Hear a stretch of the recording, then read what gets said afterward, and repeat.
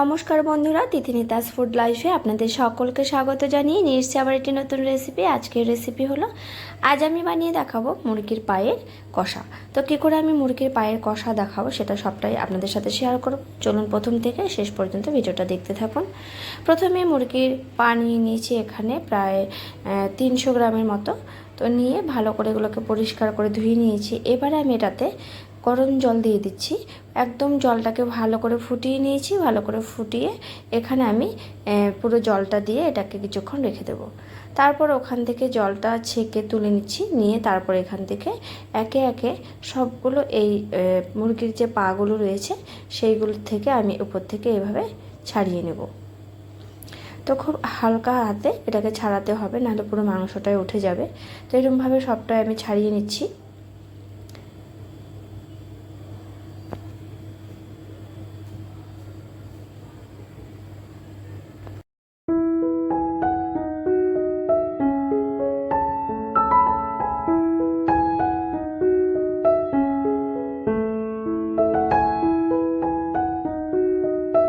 সবগুলো ছাড়ানো হয়ে গেছে। এবারে আমি কড়াই বসিয়ে দিয়েছি। কড়াই গরম হয়ে এসেছে। এর মধ্যে আমি দিয়ে দেবো সর্ষের তেল।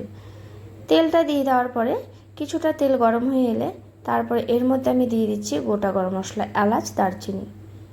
এবারে আমি একে একে বাদবাকি উপকরণগুলো দিয়ে দিচ্ছি। প্রথমে দিচ্ছি এখানে পেঁয়াজ কুচি, সাথে দিয়ে দেবো এখানে লঙ্কা কুচি। তো আমি 5-6টা কাঁচা লঙ্কা কুচিয়ে রেখেছিলাম, সেটাও আমি দিয়ে দিচ্ছি। আর টমেটো কুচিটাও দিয়ে দেবো। বাদবাকি যে উপকরণ রয়েছে সবটা আমি একসাথে দিয়ে দিলাম। দিয়ে এবারে ভালো করে এটাকে একটু লাল লাল করে ভেজে নেব।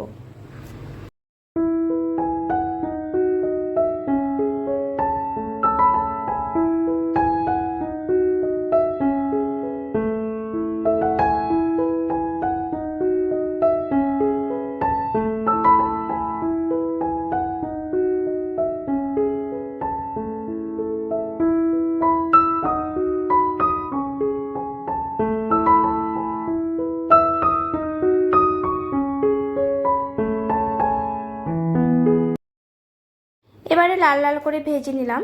ভাজা হয়ে যাওয়ার পরে এখন আমি বাটা মশলাটা দিয়ে দিচ্ছি। এখানে বেটে রেখেছি পেঁয়াজ, রসুন, আদা। তো সবগুলো মশলা একসাথে বেটে এর মধ্যে আমি 3 চামচের মতো বাটা মশলা দিয়ে দিলাম। দিয়ে সবগুলো একসাথে ভালো করে কষিয়ে নিচ্ছি। মশলাটা ভালো করে কষানোর পরে একে একে গুঁড়ো মশলাগুলোকে দিয়ে দেবো।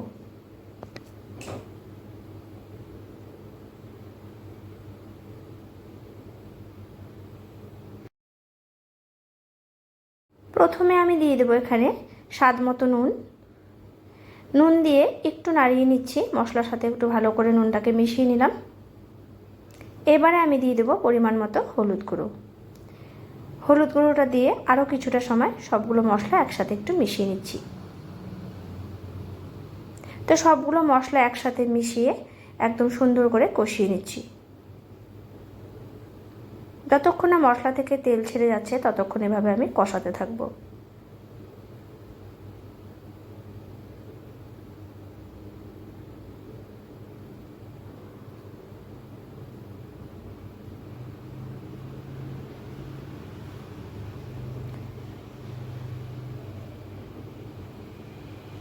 মশলাটা ভালো করে কষিয়ে নিয়ে এবারে আমি এখানে যে বাটা মশলাটা রেখেছি, কিছুটা লঙ্কা বেটে রেখেছিলাম, সেই লঙ্কাটা এখানে কাঁচা পাকা লঙ্কা আমি বেটে নিয়েছি। তো কাঁচা পাকা লঙ্কাটা বাটা মশলাটা আমি এখানে দিয়ে সবগুলো মশলা আরও কিছুটা সময় কষাতে থাকবো।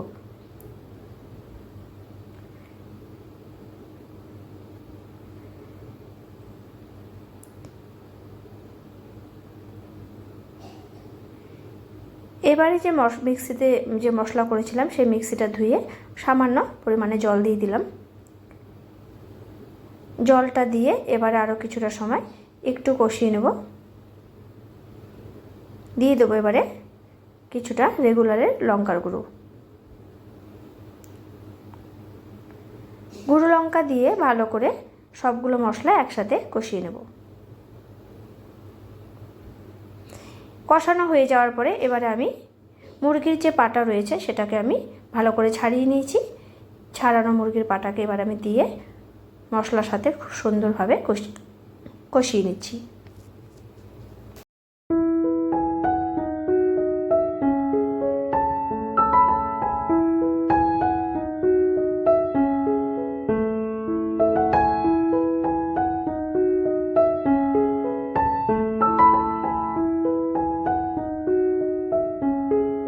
ভালো করে কষানো হয়ে গেছে। এবার এর মধ্যে আমি দিয়ে দেব জল।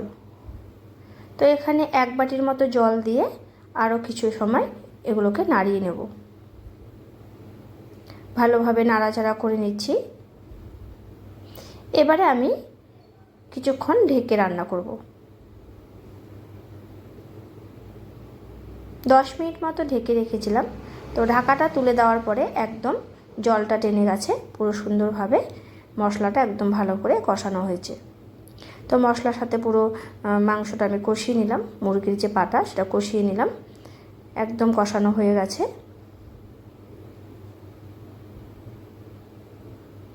এবারে এর মধ্যে আমি দিয়ে দেব পরিমাণ মতো জল। যেহেতু এটা একদম কষা করেই করব, তো সেজন্য বেশি একটা জল দেব না, শুধু যাতে সেদ্ধ হয়ে আসে সেই পরিমাণ মতো আমি জলটা দিয়ে দেব। তো দিয়ে দিলাম এখানে পরিমাণ মতো জল দিয়ে এবারে আমি এখানে আরও 10 মিনিটের মতো ঢেকে রান্না করব।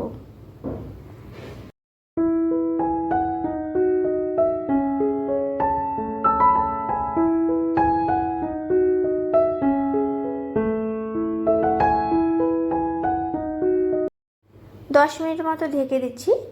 তো 10 মিনিট বাদে ঢাকাটা আমি তুলে নিলাম। তো অনেকটাই ঝোল টেনে গেছে। এবার আমি কিছু সময় এভাবে নাড়াতে থাকবো।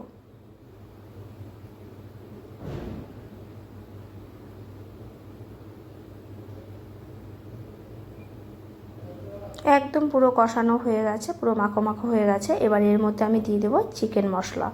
তো 1 চামচের মতো চিকেন মশলা দিয়ে দিলাম, দিয়ে একটু সময় নাড়িয়ে তো একদম শুকনো হয়ে এসছে। তো একদম নাড়িয়ে নিয়ে এবার আমি গ্যাসটা অফ করে দেব। তো রেডি হয়ে গেল একদম মুরগির পায়ের কষা।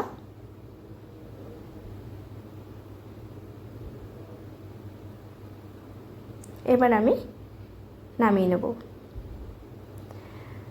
তো রেসিপিটি কেমন লাগলো অবশ্যই কমেন্ট করে জানাবেন। যদি ভালো লাগে তাহলে লাইক করবেন, প্রচুর বন্ধুদের সাথে শেয়ার করবেন।